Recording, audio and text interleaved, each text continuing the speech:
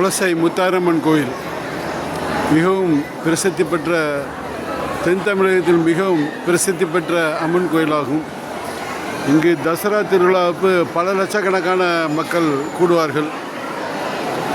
மைசூர் தசராவுக்கு அடுத்து இந்தியாவின் மிகப்பெரிய தசரா திருவிழா இங்கு தான் கொண்டாடப்படுகிறது. மக்கள் பழைய வேண்டுதல் வேண்டிக் கொண்டு பழைய வேடங்கள் போட்டு மிகவும் மகிழ்ந்து ஆடி பாடி இந்த அம்மனை கொண்டாடுவார்கள்.